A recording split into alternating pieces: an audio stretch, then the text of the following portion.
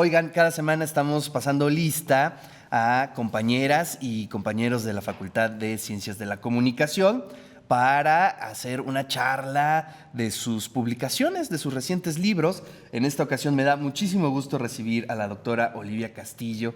Ella es académica de esta facultad. Y bueno, pues vamos a platicar sobre este libro que lleva por título Patrimonio, Migración, Género y Territorio, que son las perspectivas de este libro y que, bueno, tiene que ver con lo multidisciplinario. Olivia, qué gusto saludarte. Gracias por estar aquí esta mañana. Muchísimas gracias, Ricardo. Pues encantada de estar aquí y sobre todo pues de compartir este trabajo que, como has mencionado, es un trabajo en equipo, un trabajo multidisciplinario, Claro. En donde cada uno de los autores pues tiene líneas de investigación que confluyen como en estas diferentes perspectivas, ¿no? Entonces, la formación de cada uno también aporta cosas distintas. Entonces, tenemos trabajo de personas de historia, de ciencias políticas, de arquitectura, de urbanismo, de comunicación. Entonces, esa es una mirada multidisciplinaria. Así es. Pero además veo que trabajan con colegas de otras universidades. Sí, así es. ¿No? En este caso fue una relación con la Universidad de Guanajuato. Entonces tenemos buenos amigos allá y hemos hecho trabajos conjuntos con el doctor Gabriel Medrano de Luna, que es uno de los coordinadores también de este trabajo. Pues él tiene un trabajo súper interesante sobre los juguetes, que justo tiene que ver un poco con... como lo que estamos viendo acá, ¿no? Sí. Entonces él ha trabajado muchísimo el tema de los juguetes en términos de las particularidades que se dan en el Bajío. Ajá. Entonces tiene una colección muy interesante, de hecho tiene cápsulas al respecto, ha hecho exposiciones, conferencias sobre el tema. Oye, hay varios, yo veo como varios temas en el libro, ¿no? Obviamente uno de esos grandes temas es el patrimonio, otro es la migración, ¿no? Las mujeres, por ejemplo, ¿no? Digamos, esta perspectiva multi también nos da la oportunidad de ver como estos grandes temas que conectan distintas disciplinas, ¿no? Sí, justo porque, bueno, al final todo tiene que ver con el lugar en el que se lleva a cabo, es decir, el territorio, ¿no? Entonces, en ese territorio, pues se dan estas relaciones, por ejemplo, migratorias en estos dos grandes espacios, que serían el Bajío, en Guanajuato, y el estado de Puebla, ¿no? Entonces, son lugares con migraciones internas, pero también migraciones hacia otros países, principalmente hacia los Estados Unidos, y eso también ha influido en temas de género, ¿no? Claro. Por ejemplo, quiénes se van, quiénes se quedan, cómo ha cambiado también esa migración, es decir, hace algunas décadas quienes viajaban eran los hombres y en los últimos años también hay una migración femenina muy importante. También las relaciones que se establecen en estos espacios cambian con respecto a cómo se dan las relaciones de paternidad, de maternidad, etcétera, ¿no? Cómo se van realizando diferentes situaciones. Entonces, se dan distintas perspectivas en ese sentido. Qué maravilla. Oye, recordarle a toda la audiencia que este libro es coordinado por Ignacia Morales Reyes, Gabriel Medrano de Luna, Alex Apech, Matamoros, Olivia Castillo, que está con nosotros, y Sabino Martínez Juárez. Ellos coordinan este libro, pero me gustaría, pues que estás acá, ¿no? Dedicarle unos minutos a tu artículo, La narrativa personal en escenarios interculturales, el caso de Santa Isabel Atenayuca, Puebla. Pues cuéntanos un poquito sobre este asunto de las narrativas personales, ¿no? Sí. ¿Qué son? Y además, ¿qué importancia tienen en este aspecto cultural, ¿no? Sí, claro.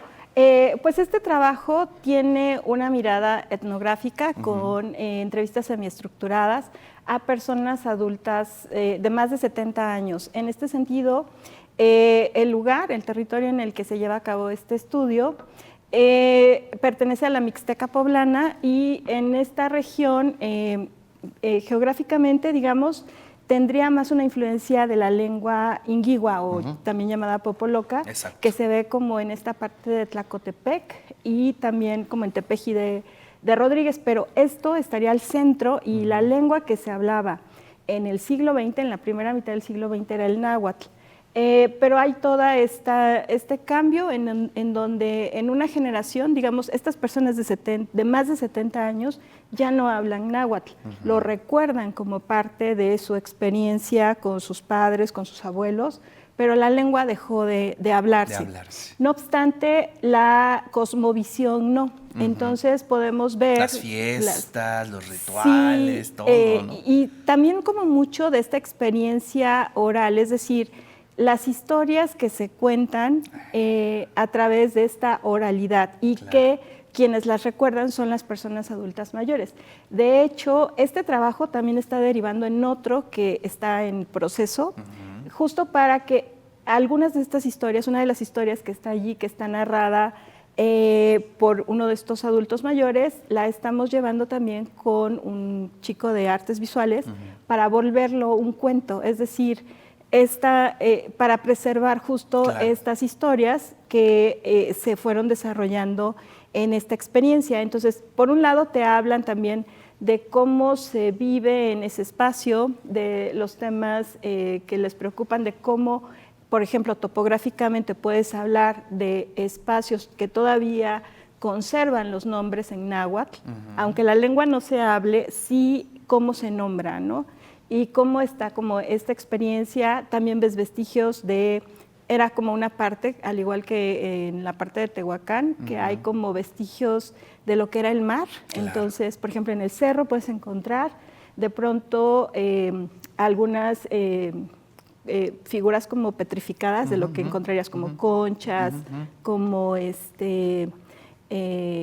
sí, algunos de estos temas que también están allí, entonces también te lo cuentan también cómo es visto, ¿no? O sea, esa experiencia que estaría allí plasmada como tal en los espacios, los animales con los que tienen contacto, porque además es un espacio agreste, no es un espacio que esté lleno de una flora exuberante, todo lo contrario, ¿no? O sea, ni siquiera es como tiene la exuberancia de Zapotitlán, que está llena de estos cactus enormes, ¿no? Aquí es como planicies, entonces lo que se observa sí son elementos como muy puntuales de un territorio que ha sido tan agreste que se puede entender como toda esta migración primero interna que se dio hacia el estado de Veracruz para el tema cañero, después hacia la Ciudad de México y después la Ciudad de México como un puente hacia los Estados Unidos o ahora directamente de este territorio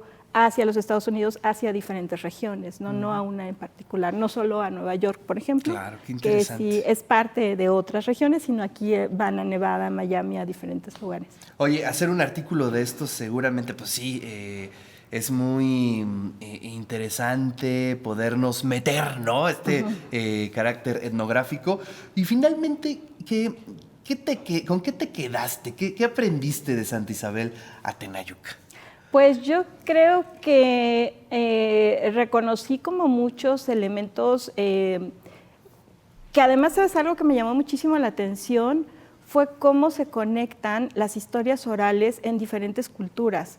Por ejemplo, una de las historias que se cuenta allí tiene que ver con la esposa perro, que es esta historia de un hombre que queda al final solo en la tierra y que entonces se va al campo y tiene una perrita. De historias, y entonces esa perrita desaparece en algún momento del día y entonces un día él la sigue hacia su casa y se da cuenta que en la puerta de entrada está la piel allí, pero hay una mujer haciendo las tortillas, ¿no? Entonces él quema esa piel y entonces inicia como la nueva humanidad.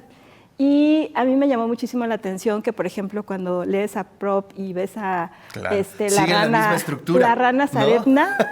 Es una rana a quien también le queman la piel, solo que en aquel es masculino, tal. Entonces, como que es esta conexión en la oralidad humana que es muy interesante. Y además universal, ¿no? Sí, exacto. Siguen las mismas estructuras. Sigue la estructura. Los arquetipos, ¿no? ¿Y qué significará esto de quemarle la piel y que esta persona al final sea quien se queda como en esta humanidad como tal, ¿no? Entonces eso es como que fue muy interesante, el tema de la preservación de una cosmovisión que también va desapareciendo porque justo es una tradición oral, entonces al ser oral pues a veces hay personas que te lo cuentan con más detalles y hay quienes lo hacen como muy resumido. Sintético. Entonces, como estas distintas versiones te permiten tener un panorama y además el reconocer los espacios, o sea, el propio territorio, hacer estos recorridos, pues también permiten valorar como diferentes temas, ver la belleza en medio de lo que primero parece súper agreste, súper en contra, que tiene una belleza súper particular, ¿no? Entonces, wow. sí, mucho Pues muchas felicidades por este artículo y es importante que estas historias también se vayan a otros lenguajes, como lo que estás haciendo con los chicos de ARPA, ¿no? Sí, estoy encantada trabajando ahí con Pues felicidades Francisco. a ti y a todo el equipo que coordinó el libro. Bueno, lo podemos obtener, ¿verdad? Claro De manera que sí, gratuita. está de manera gratuita. En la Tienes plataforma el que me DOI, hiciste llegar. exacto, sí. Entonces, por favor, Ok, lean. ahorita lo pasamos al grupo del De Eso Se Trata para que de ahí lo descarguen. Muchísimas Olivia, gracias. muchísimas gracias.